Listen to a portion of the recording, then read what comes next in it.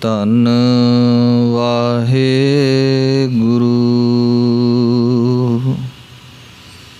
ਸਾਹਿਬ ਜੀ।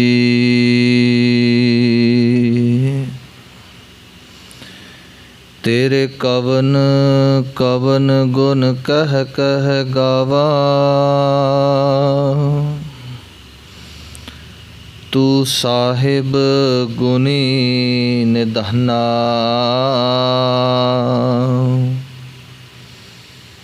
ਤੁਮਰੀ ਮਹਿਮਾ ਬਰਨ ਨ ਸਾਕੋ, ਤੂੰ ਠਾਕੁਰ ਊਚ ਭਗਵਾਨਾ। ਮੈਂ ਹਰ ਹਰ ਨਾਮ ਧਰ ਸੋਈ, ਜਿਉ ਭਾਵੈ ਤਿਉ ਰਾਖ ਮੇਰੇ ਸਾਹਿਬ। ਮੈਂ ਤੁਝ ਬਿਨ ਅਵਰ ਨ ਕੋਈ,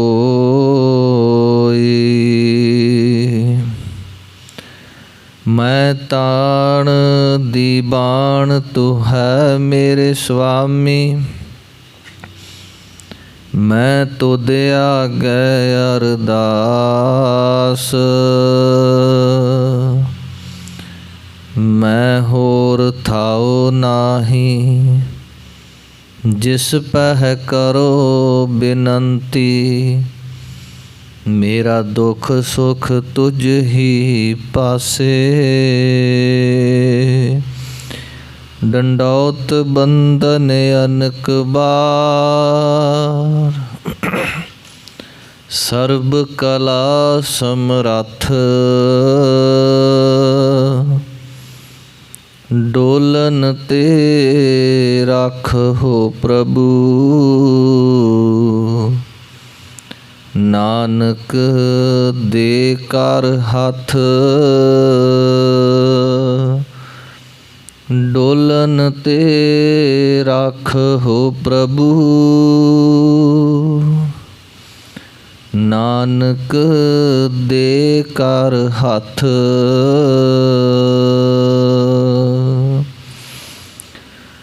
ਸਤਿਨਾਮ ਵਾਹਿਗੁਰੂ ਸਾਹਿਬ ਜੀ।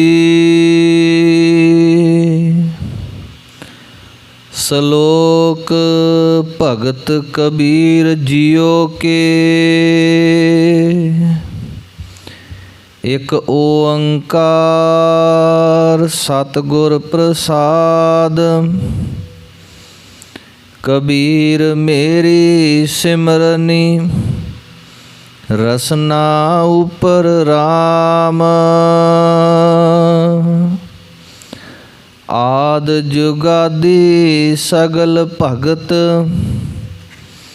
ਤਾਕੋ ਸੁਖ ਬਿਸਰਾਮ। ਕਬੀਰ ਮੇਰੀ ਸਿਮਰਨੀ, ਰਸਨਾ ਉਪਰ ਰਾਮ। ਵਾਹਿਗੁਰੂ ਜੀ ਕਾ ਖਾਲਸਾ, ਵਾਹਿਗੁਰੂ ਜੀ ਕੀ ਫਤਿਹ। ਪਤਿਤ ਪਾਵਨ ਭਗਤ ਵਛਲ, ਗਰੀਬ ਨਿਵਾਜ, ਧੰਨ ਧੰਨ ਸਤਿਗੁਰੂ ਸ੍ਰੀ ਗੁਰੂ ਗ੍ਰੰਥ ਸਾਹਿਬ ਜੀਓ ਮਹਾਰਾਜ। ਸਤਿਗੁਰਾਂ ਦੇ ਪਾਵਨ ਮੁਬਾਰਕ ਚਰਨਾਂ ਵਿੱਚ ਜੁੜ ਮਿਲ ਬੈਠੇ ਗੁਰੂ ਰੂਪ ਸਤਿਗੁਰਾਂ ਦਾ ਖਾਸ ਰੂਪ ਸਾਧ ਸੰਗਤ ਜੀਓ। ਵਡਭਾਗੇ ਹਾਂ ਸਤਿਗੁਰੂ ਸੱਚੇ ਪਾਤਸ਼ਾਹ ਜੀ ਨੇ ਸੁਭਾਗ ਬਖਸ਼ਿਸ਼ ਕੀਤਾ ਹੈ। ਸਤ ਸੰਗਤ ਦੀਆਂ ਘੜੀਆਂ ਦਾ ਆਨੰਦ ਮਾਣ ਰਹੇ ਹਾਂ। ਸੰਧਿਆ ਵੇਲੇ ਦੇ ਸੁੰਦਰ ਦੀਵਾਨ ਸਜੇ, ਸੋਦਾ ਰਹਿਰਾਸ ਸਾਹਿਬ ਆਰਤੀ ਆਰਤਾ ਜੀ ਕੇ ਪਾਠ ਆਪ ਜੀ ਨੇ ਸ਼ਰਵਣ ਕੀਤੇ। ਪਾਵਨ ਪਵਿੱਤਰ ਕਥਾ ਵਿਚਾਰ ਦਾ ਸਮਾਂ ਹੋਇਆ। ਧੰਨ ਗੁਰੂ ਸ੍ਰੀ ਗੁਰੂ ਗ੍ਰੰਥ ਸਾਹਿਬ ਮਹਾਰਾਜ ਜੀ ਦੇ ਪਾਵਨ ਅੰਗ 1364 ਅੰਗ 'ਤੇ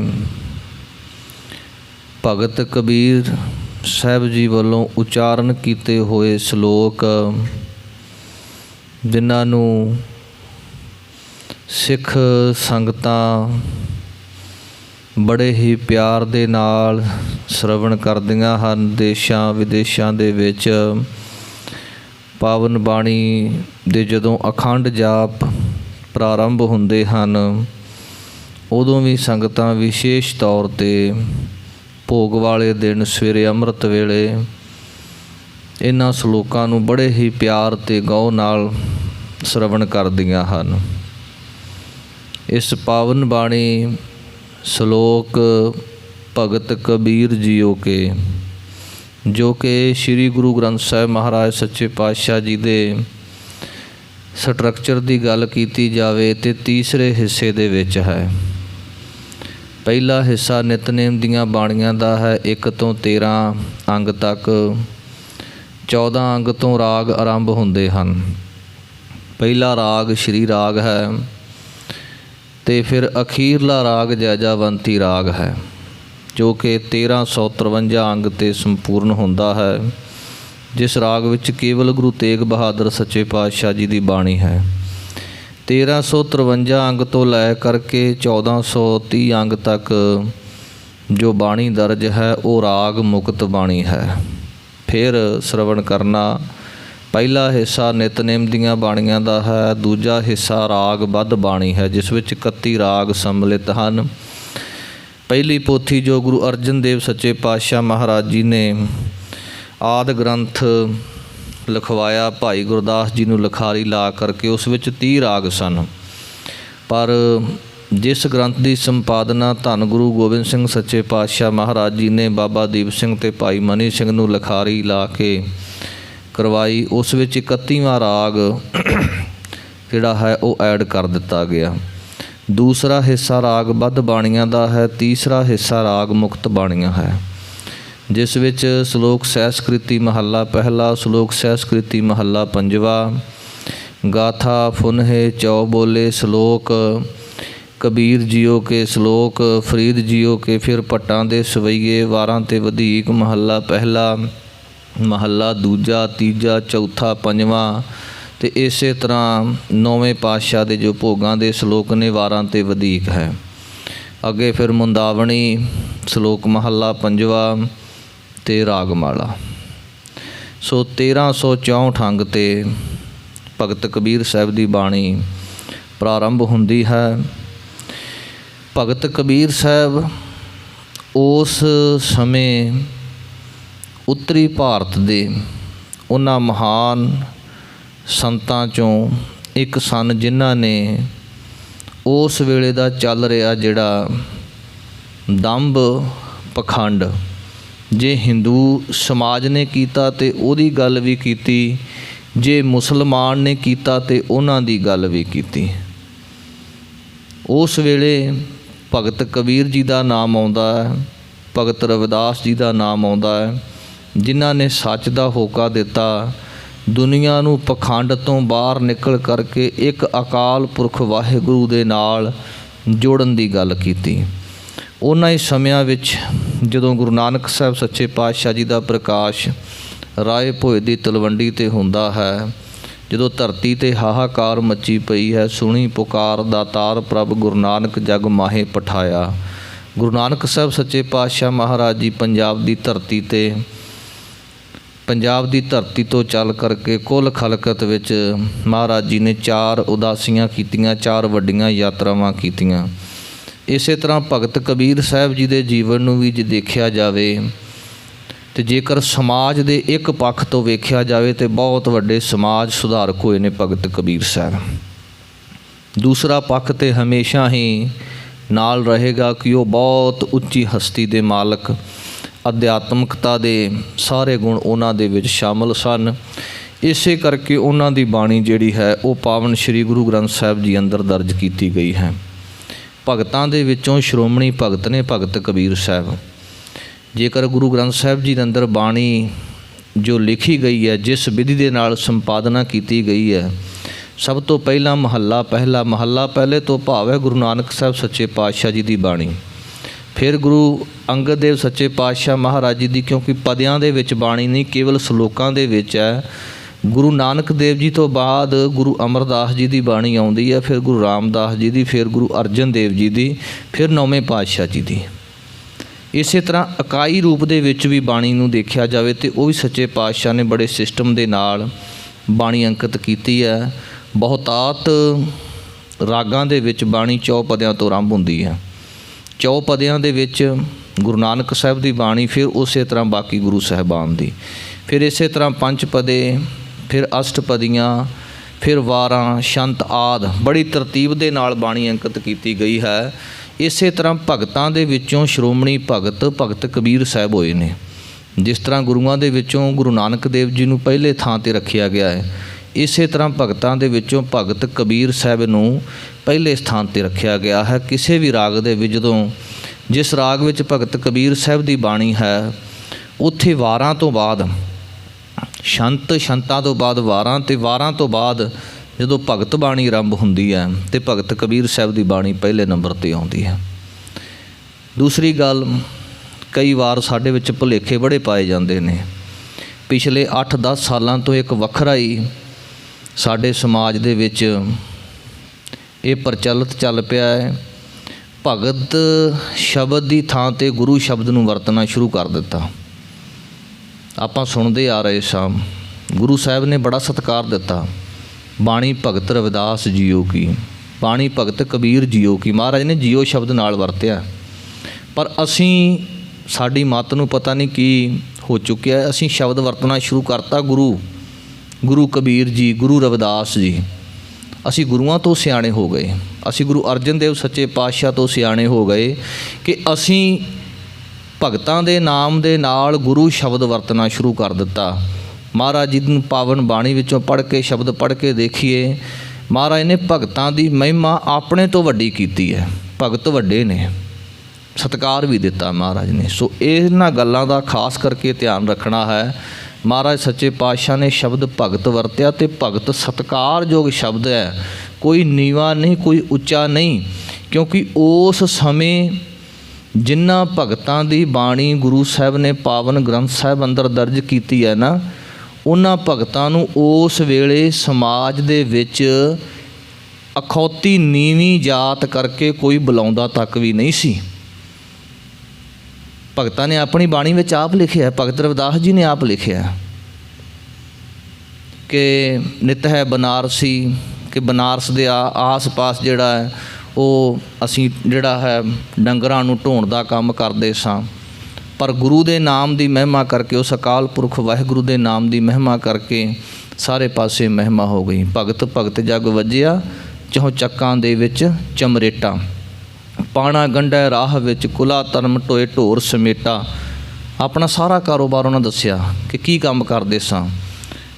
ਕਿਸੇ ਵੀ ਸ਼ਬਦ ਨੂੰ ਦੇਖੀਏ ਤੇ ਭਗਤ ਰਵਿਦਾਸ ਜੀ ਹੁਣਾਂ ਨੇ ਆਪਣੀ ਬਾਣੀ ਦੇ ਵਿੱਚ ਕਹਿ ਰਵਿਦਾਸ ਚਮਾਰਾ ਸ਼ਬਦ ਵੀ ਵਰਤਿਆ। ਆਪਣੇ ਆਪ ਨੂੰ ਕੋਈ ਹੀਣਤਾ ਵਾਲੀ ਗੱਲ ਨਹੀਂ ਕੀਤੀ, ਆਪਣੀ ਜਾਤੀ ਦੀ ਉਹਨਾਂ ਨੇ ਗੱਲ ਕੀਤੀ, ਆਪਣੀ ਜਾਤੀ ਦੇ ਕੰਮ ਦੀ ਗੱਲ ਕੀਤੀ ਹੈ।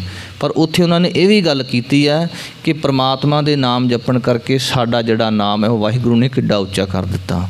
ਸੋ ਭਗਤਾਂ ਦੀ ਮਹਿਮਾ ਮਹਾਰਾਜ ਜੀ ਨੇ ਕੀਤੀ ਹੈ। ਭਗਤ ਕਬੀਰ ਸਾਹਿਬ ਦੇ ਸ਼ਲੋਕਾਂ ਦੀ ਕਥਾ ਵਿਚਾਰ ਆਰੰਭ ਹੋ ਰਹੀ ਹੈ।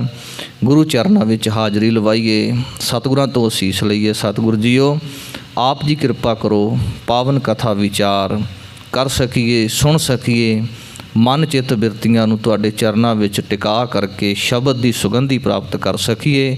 ਉਚਾਰਨ ਕਰੋ ਜੀ, ਸਤਨਾਮ ਸ੍ਰੀ ਵਾਹਿਗੁਰੂ ਸਾਹਿਬ ਜੀ। ਸ਼ਲੋਕ ਭਗਤ ਕਬੀਰ ਜੀਓ ਕੇ। ਇਹ ਸੰਕੇਤ ਹੈ ਸਿਰਲੇਖ ਦੇ ਵਿੱਚ ਕਿ ਇੱਥੇ ਹੁਣ ਭਗਤ ਕਬੀਰ ਸਾਹਿਬ ਜੀ ਦੇ ਸ਼ਲੋਕ ਆਰੰਭ ਹੋਣ ਲੱਗੇ ਹਨ। ਇੱਕ ਓੰਕਾਰ ਸਤਿਗੁਰ ਪ੍ਰਸਾਦ। ਇੱਕ ਅਦੁੱਤੀ ਅਕਾਲ ਪੁਰਖ ਵਾਹਿਗੁਰੂ ਓੰਕਾਰ, ਸਭਨਾਂ ਦਾ ਪ੍ਰਕਾਸ਼ਕ, ਸਭਨਾਂ ਦੇ ਅੰਦਰ ਜੋਤੀ ਰੱਖਣ ਵਾਲਾ, ਸਭਨਾਂ ਦੇ ਅੰਦਰ ਪ੍ਰਕਾਸ਼ ਕਰਨ ਵਾਲਾ, ਸਾਰਿਆਂ ਦੇ ਵਿੱਚ ਜਿਸ ਦੀ ਜੋਤ ਹੈ। ਸਤਿਗੁਰ ਪ੍ਰਸਾਦ, ਉਹ ਸਤ ਚਿੱਤ ਆਨੰਦ ਸਰੂਪ ਹੈ। ਸਤ ਤੋਂ ਭਾਵ ਸੱਚਾ ਹੈ, ਚਿੱਤ ਤੋਂ ਭਾਵ ਚੇਤਨ ਹੈ, ਆਨੰਦ ਸਰੂਪ ਤੋਂ ਭਾਵ ਹਮੇਸ਼ਾ खुश रहने वाला। दूसरा अर्थ सतगुर प्रसाद, जो ओंकार प्रकाशक स्वरूप है अकाल पुरख वाहिगुरु, वो सतगुरु की किरपा के नाल प्राप्त होता है। सतगुरु कौन है?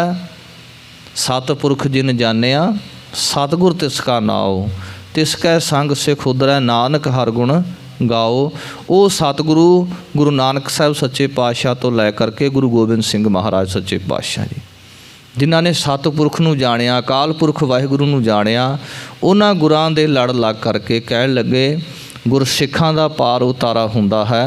ऐसे गुरु की किरपा दे नाल वो अकाल पुरख वाहिगुरु प्राप्त हुंदा है। कबीर मेरी सिमरनी रसना उपर राम।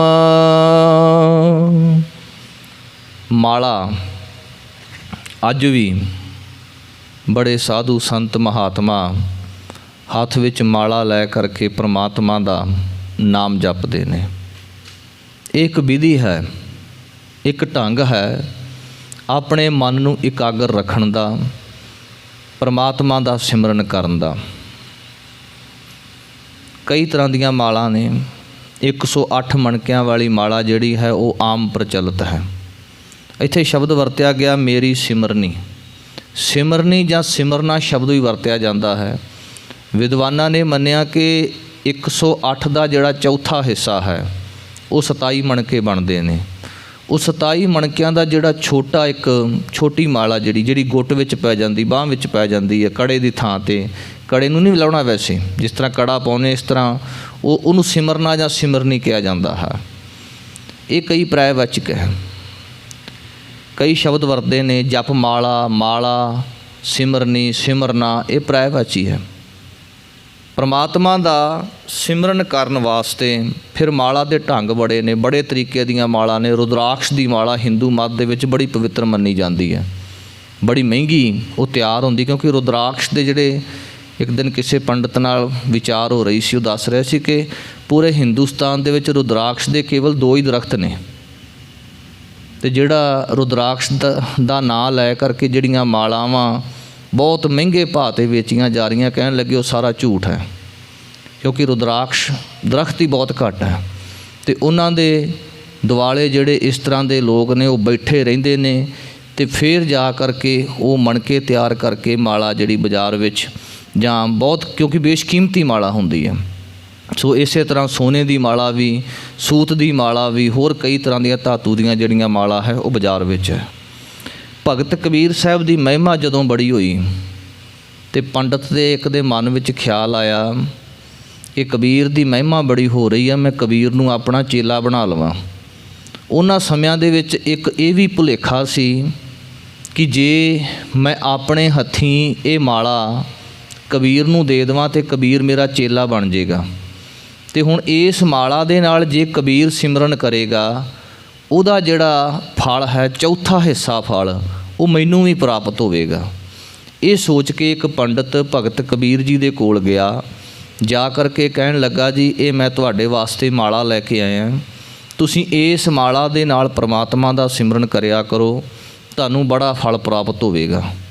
उस वेले फिर उस पंडित नूं सिੱਖਿਆ देण वास्ते, हालांकि इसका कई जिहड़े ने विद्वानां ने अर्थ अलग तरीके ना कढ़ दिता कि भगत कबीर साहब कहंदे मेरी सिमरनी रसना उपर राम, कि हाथ विच माला फड़न की कोई लोड़ ही नहीं, कि रसना ही जिहड़ी मेरी जुबान है परमात्मा दा सिमरन कर रही है, इहो ही मेरी माला है। ठीक है, भगत कबीर साहब ने सच कहा, उन्हां दी रसना ही परमात्मा दा नाम जपण लई माला है, क्योंकि वो तो गुरमुख रोम रोम हर ध्यावै, वो तो हर वेले परमात्मा दा सिमरन कर रहे ने, परमात्मा दे नाल जुड़े हुए ने, परमात्मा दा ही स्वरूप है। पर आम जिहड़े लोग ने उन्हां नूं जोड़न वास्ते परमात्मा दे नाल माला एक साधन है। माला कोई रब नहीं, माला एक साधन है। जदों माला हत्थ विच होवेगी, साडा मन जदों दौड़दा है, भज जांदा है, तो माला दा जदों मणका फिरदा है तो साडा मन फिर उत्थे ठिकाणे विच आ जांदा, वो भलिया तू तो परमात्मा दा नाम जप रहा, तेरी सुरती किधर चली गई है। एक साधन वजों देखना है।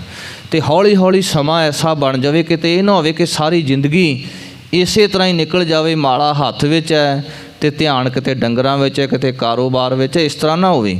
ਮਾਲਾ ਇੱਕ ਸ਼ੁਰੂਆਤੀ ਸਾਧਨ ਹੈ ਜਿਹਦੇ ਨਾਲ ਹੌਲੀ ਹੌਲੀ ਸੁਰਤੀ ਬਿਰਤੀ ਨੂੰ ਟਿਕਾਉਣਾ ਹੈ, ਸਰੀਰ ਦੀ ਇਕਾਗਰਤਾ ਬਣਾਉਣੀ ਹੈ, ਅਤੇ ਫਿਰ ਹੌਲੀ ਹੌਲੀ ਸਮਾਂ ਉਹ ਬਣ ਜਾਵੇ ਕਿ ਗੁਰਮੁਖ ਰੋਮ ਰੋਮ ਹਰਿ ਧਿਆਵੈ। ਗੁਰਮੁਖ ਬੈਠਾ ਹੋਇਆ ਭਾਵੇਂ ਕਿਤੇ ਵੀ ਹੋਵੇ, ਉਹਦਾ ਧਿਆਨ ਜਦੋਂ ਪਰਮਾਤਮਾ ਦੇ ਚਰਨਾਂ ਦੇ ਨਾਲ ਜੁੜ ਜਾਂਦਾ ਹੈ, ਉਦੋਂ ਫਿਰ ਉਹਨੂੰ ਮਾਲਾ ਦੀ ਲੋੜ ਨਹੀਂ ਪੈਂਦੀ। ਸੋ ਭਗਤ ਕਬੀਰ ਸਾਹਿਬ ਉਹਨੂੰ ਕਹਿਣ ਲੱਗੇ, ਕਬੀਰ ਮੇਰੀ ਸਿਮਰਨੀ ਰਸਨਾ ਉਪਰ ਰਾਮ। ਕਹਿਣ ਲੱਗੇ ਠੀਕ ਹੈ, ਤੁਸੀਂ ਮੇਰੇ ਕੋਲ ਚੱਲ ਕੇ ਆਏ, ਪਰ ਮੇਰੇ ਕੋਲੇ ਤੇ ਮਾਲਾ ਹੈ। ਕਹਿਣ ਲੱਗੇ ਹੱਥ ਵਿੱਚ ਤੇ ਵਿਖਦੀ ਨਹੀਂ। ਅਤੇ ਕਬੀਰ ਸਾਹਿਬ ਕਹਿਣ ਲੱਗੇ ਜਿਹੜੀ ਮੇਰੀ ਰਸਨਾ ਹੈ ਨਾ, ਇਹੋ ਹੀ ਮਾਲਾ ਹੈ। ਇਹ ਪ੍ਰਮਾਤਮਾ ਦਾ ਸਿਮਰਨ ਕਰਦੀ ਹੈ। ਆਦ ਜੁਗਾਦੀ ਸਗਲ ਭਗਤ ਤਾ ਕੋ ਸੁਖ ਬਿਸਰਾਮ।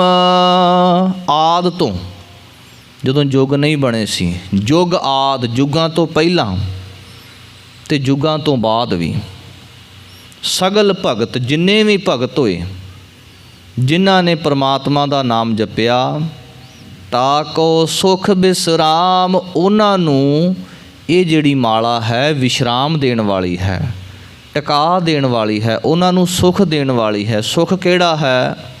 ਹਰ ਜੁਗ ਜੁਗ ਭਗਤ ਉਪਾਇਆ, ਪੈਜ ਰੱਖਦਾ ਆਇਆ, ਰਾਮ ਰਾਜੇ ਹਰਨਾਖ ਸਦੁਸ਼ਟ ਹਰ ਮਾਰਿਆ, ਪ੍ਰਹਿਲਾਦ ਤਰਾਇਆ, ਅਹੰਕਾਰੀਆ ਨਿੰਦਕਾ ਪਿੱਠ ਦੇ, ਨਾਮ ਦਿਓ ਮੁਖ ਲਾਇਆ।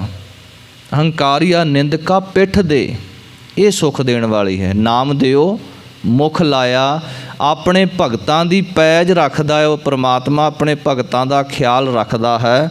ਇਸ ਤਰ੍ਹਾਂ ਭਗਤ ਕਬੀਰ ਸਾਹਿਬ ਕਹਿਣ ਲੱਗੇ, ਮੇਰਾ ਫਿਕਰ ਨਾ ਕਰੋ, ਮੇਰੀ ਇਹ ਰਸਨਾ ਪਰਮਾਤਮਾ ਦਾ ਨਾਮ ਜਪਦੀ ਹੈ। ਗੁਰੂ ਅਰਜਨ ਦੇਵ ਸੱਚੇ ਪਾਤਸ਼ਾਹ ਨੇ ਇਸੇ ਲਈ ਤਾਂ ਕਿਹਾ ਨਾ, ਸਿਮਰੋ ਸਿਮਰ ਸਿਮਰ ਸੁਖ ਪਾਵੋ, ਕਲ ਕਲੇਸ਼ ਤਨ ਮਾਹੇ ਮਿਟਾਵੋ। ਇਸੇ ਕਰਕੇ ਤਾਂ ਆਪਾਂ ਗੁਰੂ ਅੱਗੇ ਅਰਦਾਸ ਕਰਦੇ ਹਾਂ। ਮਹਾਰਾਜ ਕਹਿੰਦੇ, ਜੀ ਕੀ ਬੇਦਨ ਹੋਏ ਸੋ ਗੁਰ ਪਹਿ ਅਰਦਾਸ ਕਰ। ਇਸੇ ਲਈ ਤਾਂ ਕਰਦੇ ਕਿ ਸੁੱਖ ਮਿਲੇ, ਸਾਡੇ ਅੰਦਰਲੀ ਪੀੜਾ ਦੂਰ ਹੋਵੇ। ਅਤੇ ਇਹ ਪੀੜਾ ਦੂਰ ਹੋਵੇਗੀ ਜਦੋਂ ਵਾਹਿਗੁਰੂ ਦਾ ਸਿਮਰਨ ਹੋਵੇਗਾ। ਕਬੀਰ ਮੇਰੀ ਜਾਤ ਕੋ ਸਭ ਕੋ ਹਸਨੇ ਹਾਰ। ਭਗਤ ਸਾਹਿਬਾਨ ਨੇ ਕੋਈ ਪਰਦਾ ਨਹੀਂ ਰੱਖਿਆ, ਕੋਈ ਓਹਲਾ ਨਹੀਂ ਰੱਖਿਆ ਆਪਣੀ ਅਖੌਤੀ ਜਾਤ ਕਰਕੇ, ਕਿਉਂਕਿ ਉਹ ਜਾਤ ਬੰਧਨਾਂ ਤੋਂ ਬਾਹਰ ਸਨ, ਜਾਤਾਂ ਦੇ ਵਿੱਚ ਨਹੀਂ ਸਨ, ਉੱਥੇ ਪ੍ਰਮਾਤਮਾ ਦੇ ਰੂਪ ਸਨ। ਪਰ ਫਿਰ ਵੀ ਉਹਨਾਂ ਨੇ ਜ਼ਿਕਰ ਕੀਤਾ, ਕਿਉਂਕਿ ਇੱਕ ਪੁਰਾਤਨ ਰਵਾਇਤ ਅਨੁਸਾਰ ਇੱਕ ਘਟਨਾ ਦਾ ਜ਼ਿਕਰ ਅਕਸਰ ਚੱਲਦਾ ਹੈ। ਕਿਉਂਕਿ ਭਗਤ ਕਬੀਰ ਸਾਹਿਬ ਹੋਣਾ ਦੀ ਜਿਹੜੀ ਜਾਤ ਹੈ ਉਹ ਜੁਲਾਹਾ ਜਾਤ ਸੀ, ਅਤੇ ਜੁਲਾਹਿਆਂ 'ਤੇ ਇੱਕ ਬੜੀ ਪੁਰਾਤਨ ਕਥਾ ਚੱਲੀ ਆਉਂਦੀ ਹੈ ਕਿ ਜੁਲਾਹਿਆਂ ਦਾ ਇੱਕ ਪਿੰਡ ਸੀ। 20 ਕੁ ਜੁਲਾਹੇ ਉਸ ਨਗਰ ਵਿੱਚ ਰਹਿੰਦੇ। ਮੀਂਹ ਪਿਆ ਬਹੁਤ ਜ਼ਿਆਦਾ, ਖੱਡੀ ਦਾ ਕੰਮ ਕਰਦੇ, ਖੱਡੀਆਂ ਡੁੱਬ ਗਈਆਂ, ਬਹੁਤ ਬੁਰੀ ਹਾਲਾਤ ਹੋਈ। ਮਨ ਵਿੱਚ ਖਿਆਲ ਆਇਆ ਕਿ ਕਿਤੇ ਹੋਰ ਦੂਰ ਚਲੇ ਜਾਈਏ, ਉੱਥੇ ਜਾ ਕੇ ਕਾਰੋਬਾਰ ਕਰੀਏ, ਕੰਮ ਕਰੀਏ, ਪਰਿਵਾਰ ਨੂੰ ਵੀ ਪਾਲਣਾ ਹੈ। 20 ਜੁਲਾਹੇ ਚੱਲ ਪਏ। ਚਲਦੇ ਚਲਦੇ ਇੱਕ ਨਦੀ ਆਈ। ਹੁਣ ਉਸ ਨਦੀ 'ਤੇ ਰਾਤ ਦਾ ਸਮਾਂ ਸੀ, ਚੰਦਰਮੇ ਦੀ ਚਾਨਣੀ ਵਿੱਚ ਰੇਤਾ ਲਿਸ਼ਕ ਰਹੀ ਹੈ, ਅਤੇ ਇਹਨਾਂ ਨੂੰ ਇੰਝ ਮਹਿਸੂਸ ਹੋਇਆ, ਕਿਉਂਕਿ ਭੋਲੇ ਸੀ, ਸਾਰੇ ਹੀ ਭੋਲੇ ਸੀ, ਇੰਝ ਮਹਿਸੂਸ ਹੋਇਆ ਕਿ ਨਦੀ ਚੜ੍ਹੀ ਹੋਈ ਹੈ। ਸਾਰਿਆਂ ਨੇ ਇੱਕ ਦੂਜੇ ਦੇ ਹੱਥ ਫੜੇ, ਕਹਿਣ ਲੱਗੇ ਆਪਾਂ ਹੱਥ ਨਹੀਂ ਛੱਡਣੇ, ਇੱਕ ਦੂਜੇ ਦੇ ਸਹਾਰੇ ਆਪਾਂ ਨਦੀ ਨੂੰ ਪਾਰ ਕਰਨਾ ਹੈ। ਨਦੀ ਤਾਂ ਸੁੱਕੀ ਸੀ, ਉਹ 'ਤੇ ਰੇਤਾ ਲਿਸ਼ਕ ਰਹੀ ਸੀ। ਕਰਦੇ ਕਰਦੇ ਨਦੀ ਪਾਰ ਕਰ ਗਏ। ਫਿਰ ਗਿਣਤੀ ਕਰਨ ਲੱਗੇ ਕਿ ਆਪਾਂ ਗਿਣਤੀ ਕਰੀਏ, ਆਪਣੇ ਵਿੱਚੋਂ ਕੋਈ ਪਿੱਛੇ ਤਾਂ ਨਹੀਂ ਰਹਿ ਗਿਆ। ਹੁਣ ਜਿਹੜਾ ਜੁਲਾਹਾ ਗਿਣਤੀ ਕਰੇ ਉਹ ਆਪਣੇ ਆਪ ਨੂੰ ਗਿਣੇ ਨਾ, ਅਤੇ 19 ਰਹਿ ਜਾਇਆ ਕਰਨ। ਰੋਣ ਪਿੱਟਣ ਲੱਗ ਪਏ ਵੀ ਸਾਡਾ ਇੱਕ ਬੰਦਾ ਨਦੀ ਵਿੱਚ ਰੁੜ ਗਿਆ। ਦਿਨ ਚੜ੍ਹ ਗਿਆ। ਇੱਕ ਜ਼ਿਮੀਂਦਾਰ ਆਇਆ।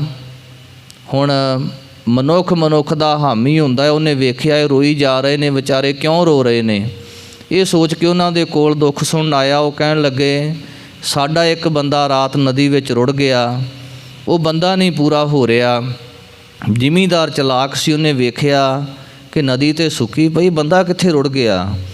ਉਹਨੇ ਨਿਗਾਹ ਮਾਰੀ ਬੰਦੇ ਤੇ ਪੂਰੇ। ਇਹ ਅੱਗੋਂ ਜੁਲਾਹੇ ਕਹਿਣ ਲੱਗੇ ਕਿ ਜੇ ਤੁਸੀਂ ਸਾਡੇ ਬੰਦੇ ਪੂਰੇ ਕਰ ਦਿਓ, ਜੋ ਤੁਸੀਂ ਕੰਮ ਕਹੋ ਅਸੀਂ ਉਹ ਕੰਮ ਕਰਾਂਗੇ, 1 ਮਹੀਨਾ ਸਾਨੂੰ ਇਕੱਲਾ ਰੋਟੀ ਤੇ ਜੋ ਮਰਜ਼ੀ ਕੰਮ ਕਰਾ। ਉਹਨੇ ਵੇਖਿਆ ਮੇਰਾ ਕੰਮ ਬੜਾ ਕਪਾਹ ਕਪੂ ਜੁਗਣ ਵਾਲੀ ਹੈ। ਉਹਨੇ ਫਿਰ ਇੱਕ ਡੰਡਾ ਲਿਆ ਤੇ ਇਕੱਲੇ ਇਕੱਲੇ ਜੁਲਾਹੇ ਦੇ ਮਾਰ ਕੇ ਗਿਣਤੀ ਸ਼ੁਰੂ ਕਰ ਦਿੱਤੀ। ਜਦੋਂ 20 ਪੂਰੇ ਹੋ ਗਏ, ਜੁਲਾਹੇ ਬੜੇ ਖੁਸ਼ ਹੋਏ ਵੀ ਸਾਡੇ ਬੰਦੇ ਪੂਰੇ ਹੋਏ, ਤੇ ਇਹਨਾਂ ਜ਼ਿਮੀਂਦਾਰ ਨੇ ਉਹਨਾਂ ਨੂੰ ਆਪਣੇ ਕੰਮ ਲਾ ਲਿਆ। ਸੋ ਇਹ ਇੱਕ ਦ੍ਰਿਸ਼ਟਾਂਤ ਵਜੋਂ ਹੈ। ਅੱਗੇ ਭਗਤ ਕਬੀਰ ਸਾਹਿਬ ਜੀ ਅਗਲੀ ਪੰਕਤੀ ਵਿੱਚ ਸਮਝਾਉਂਦੇ ਨੇ, ਹੁਣ ਉਹ ਵੀ ਮਿੱਥੇ ਹੋਏ ਨੇ, ਨਦੀ ਵੀ ਜਿਹੜੀ ਸੁੱਕੀ ਹੈ, ਫਿਰ ਅੱਗੇ ਜ਼ਿਮੀਂਦਾਰ ਨੇ ਉਹ ਪੂਰੇ ਕਰ ਦਿੱਤੇ।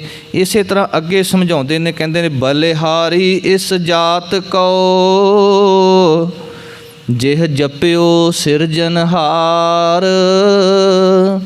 ਕਹਿਣ ਲੱਗੇ ਠੀਕ ਹੈ, ਕਥਾਵਾਂ ਬਹੁਤ ਬਣੀਆਂ ਸਾਡੀ ਜਾਤ ਨੂੰ ਲੈ ਕਰਕੇ, ਭੋਲੇਪਨ ਕਰਕੇ, ਪਰ ਮੈਂ ਆਪਣੀ ਇਸ ਜਾਤ ਤੋਂ ਬਲਿਹਾਰ ਜਾਨਾ ਹਾਂ ਕਿ ਇਸੇ ਜਾਤ ਵਿੱਚ, ਇਸੇ ਕੁਲ ਵਿੱਚ ਵਾਹਿਗੁਰੂ ਨੇ ਮੈਨੂੰ ਭੇਜਿਆ ਤੇ ਉਸ ਪਰਮਾਤਮਾ ਸਿਰਜਣਹਾਰ ਅਕਾਲ ਪੁਰਖ ਵਾਹਿਗੁਰੂ ਦਾ ਸਿਮਰਨ ਕੀਤਾ। ਮੈਂ ਆਪਣੀ ਇਸ ਜਾਤ ਤੋਂ ਬਲਿਹਾਰ ਹਾਂ। ਕਬੀਰ ਡਗਮਗ ਕਿਆ ਕਰਹਿ ਕਹਾਂ ਡੁਲਾਵਹਿ ਜੀਓ। ਅੱਗੇ ਭਗਤ ਕਬੀਰ ਸਾਹਿਬ ਸਮਝਾਉਂਦੇ ਨੇ ਕਿ ਭਾਈ ਆਪਣੇ ਮਨ ਨੂੰ ਡੋਲਣ ਤੋਂ ਰੋਕ।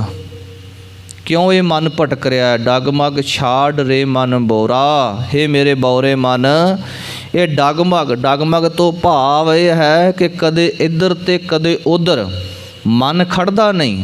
ਅੱਜ ਇੱਥੇ ਗੁਰੂ ਘਰ ਅਰਦਾਸ ਕੀਤੀ, ਕੱਲ੍ਹ ਨੂੰ ਕਿਸੇ ਮੰਦਰ ਵਿੱਚ ਜਾ ਕੇ, ਪਰਸੋਂ ਕਿਸੇ ਪੰਡਤ ਨੂੰ ਜਾ ਕੇ ਹੱਥ ਦਿਖਾਉਂਦਾ ਹੈ, ਫਿਰ ਕਿਸੇ ਹੋਰ ਸਿਆਣੇ ਨੂੰ ਪੁੱਛਦਾ ਹੈ, ਤੇ ਫਿਰ ਕਹਿੰਦਾ ਜੀ ਮੈਨੂੰ ਸੁੱਖ ਨਹੀਂ ਮਿਲਦਾ। ਸੁੱਖ ਕੀ ਮਿਲੇ ਜਦੋਂ ਤੇਰਾ ਕਿਤੇ ਨਿਸ਼ਚਾ ਹੀ ਨਹੀਂ, ਤੇਰਾ ਕਿਤੇ ਭਰੋਸਾ ਹੀ ਨਹੀਂ, ਤੂੰ ਇੱਕ ਰੱਬ ਨੂੰ ਕਿਤੇ ਸਮਝਿਆ ਹੀ ਨਹੀਂ। ਤੂੰ ਤੇ ਇਹ ਸਮਝਿਆ ਹੈ ਕਿ ਸਾਰੇ ਖੁਸ਼ ਕਰ ਲਵਾਂ। ਕਬੀਰ ਸਾਹਿਬ ਕਹਿੰਦੇ ਨਹੀਂ ਭਾਈ, ਇਸ ਤਰ੍ਹਾਂ ਨਹੀਂ ਹੋਣਾ। ਡਗਮਗ ਕਿਆ ਕਰ ਹੈ ਕਹਾ ਡੁਲਾਵ ਹੈ ਜੀਓ। ਇਸ ਜੀਓ ਨੂੰ ਰੋਕਣਾ ਪਵੇਗਾ, ਟਿਕਾਉਣਾ ਪਵੇਗਾ, ਵਿਸ਼ਵਾਸ ਕਰਨਾ ਪਵੇਗਾ। ਸਰਬ ਸੁਖ ਕੋ ਨਾਇਕੋ ਰਾਮ ਨਾਮ ਰਸ ਪੀਓ।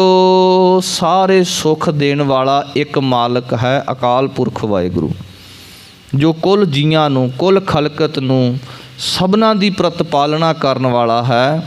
ਉਸ ਵਾਹਿਗੁਰੂ ਦੇ ਨਾਮ ਰਸ ਨੂੰ ਪੀਣਾ ਕਰੋ, ਸੁੱਖ ਦੀ ਪ੍ਰਾਪਤੀ ਹੋਵੇਗੀ। ਕਬੀਰ ਕੰਚਨ ਕੇ ਕੁੰਡਲ ਬਨੇ ਉਪਰ ਲਾਲ ਜੜਾਓ। ਹੁਣ ਸੰਪਤੀ ਦੀ ਗੱਲ ਕਰਦੇ ਨੇ, ਪਦਾਰਥਾਂ ਦੀ ਗੱਲ ਕਰਦੇ ਨੇ। ਸੋਨਾ ਸਭ ਤੋਂ ਕੀਮਤੀ ਮੰਨਿਆ ਗਿਆ। ਧਾਤ ਮੈਂ ਕਨਕ ਅਤ ਉਤਮ ਕੈ ਮਾਨ ਹੈ। ਭਾਈ ਗੁਰਦਾਸ ਜੀ ਕਹਿੰਦੇ ਜਿਸ ਤਰ੍ਹਾਂ ਧਾਤੂਆਂ ਦੇ ਵਿੱਚੋਂ ਸੋਨਾ ਸਭ ਤੋਂ ਕੀਮਤੀ ਮੰਨਿਆ ਗਿਆ। ਕਹਿਣ ਲੱਗੇ ਕੰਚਨ ਕੇ ਕੁੰਡਲ ਬਣੇ, ਸੋਨੇ ਦੇ ਜਿਹੜੇ ਨੇ ਕੁੰਡਲ ਬਣੇ ਹੋਏ ਨੇ, ਉੱਪਰ ਲਾਲ ਜੜਾਓ, ਉਹਦੇ ਉੱਪਰ ਲਾਲ ਬੇਸ਼ਕੀਮਤੀ ਪਦਾਰਥ ਹੈ ਲਾਲ, ਉਹਨਾਂ ਦੀ ਜਿਹੜੀ ਜੜਤ ਜੜੀ ਹੋਈ ਹੈ। ਦਿਸ ਹੈ ਦਾਦੇ ਕਾਨ ਜਿਉ ਜਿਨ ਮਨ ਨਾਹੀ ਨਾਓ। ਕਾਨ ਦਾ ਅਰਥ ਇੱਥੇ ਕਾਨਿਆਂ ਤੋਂ ਹੈ, ਇਹਨੂੰ ਭਾਰਾ ਨਹੀਂ ਕਰਨਾ। ਕਾਨ ਤੋਂ ਅਰਥ ਕ੍ਰਿਸ਼ਨ ਭਗਵਾਨ ਨਹੀਂ ਲੈਣਾ ਇੱਥੇ, ਅਤੇ ਨਾ ਹੀ ਕਾਨ ਤੋਂ ਅਰਥ ਕੰਨ ਤੋਂ ਲੈਣਾ ਹੈ। ਇੱਥੇ ਕਾਨ ਦਾ ਅਰਥ ਹੈ ਕਾਨੇ। ਜਿਸ ਤਰ੍ਹਾਂ ਕਾਨੇ ਦੇਖੇ ਹੋਣਗੇ ਆਪਨੇ, ਬੜੇ ਬਾਹਰੋਂ ਵੇਖਣ ਨੂੰ ਲਿਸ਼ਕਵੇਂ ਲੱਗਦੇ ਨੇ, ਬੜੀ ਲਿਸ਼ਕ ਹੁੰਦੀ ਉਹਨਾਂ ਦੇ ਵਿੱਚ, ਪਰ ਉਹ ਅੰਦਰੋਂ ਥੋਥੇ ਹੁੰਦੇ ਨੇ।